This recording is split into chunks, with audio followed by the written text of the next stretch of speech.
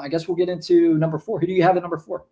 Well, this is the thing that upsets me is that I thought I had some flyers of my own here on the center board, but you and I are in agreement the rest of the way here. So I like Christian Koloko. I do think he is arguably outside of Chet, probably the best rim protector in the class. I shouldn't say that, but he's got a chance to be the best rim protector in the class. I'll say it that way.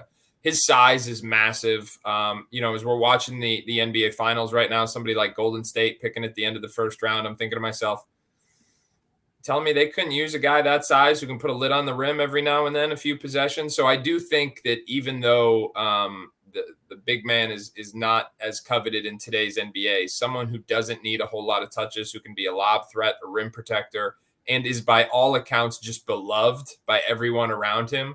So if you're taking a guy like that who can fit that role, you have to make sure he's a low maintenance personality, because the reality is he's not going to get a whole lot of touches. You're not going to, he had a shooting drill at the combine where he made some threes and everybody was like, oh, is he a floor spacer? Well, if he turns out to be one, sign me up as one of the people who didn't see it coming, because I don't know that that's in his future.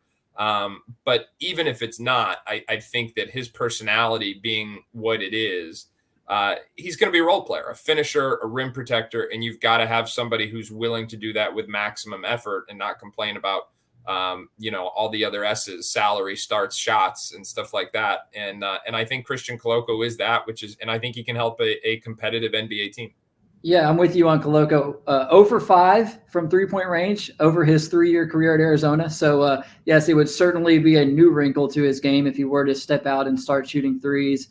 One thing that stands out to me about this Arizona class, just to bring it back to college basketball for a second, if Koloko were to go in the first round, we're talking about a decent chance that Tommy Lloyd may have inherited a program that produced 3 first-round draft picks the following year. And none of those guys would have been guys that he brought in. So, you talk about Dalen Terry, who's getting some first-round love right now. You talk about Christian Koloko potentially as a fringe first-round guy. And then I think most people agree, Ben Mathurin will be a first-round pick. So in theory, at least, Tommy Lloyd may have inherited an Arizona roster from Sean Miller that had 3 first-round picks on it. And that I think very much artificially inflates the expectation for other first-year coaches, because most first-year coaches do not walk into a situation where they have 3 first-round draft picks on the roster. I do think so. I think that's a really good point that people aren't talking about enough. And there's 2 sides to it. It's one, it's like, hey, Sean Miller had more talent in the cupboard than people thought when he left. But it's also, hey, Tommy Lloyd did a really good job with these guys, because when he took over, with the exception of Mathurin, these other prospects weren't expected to be in this spot right now.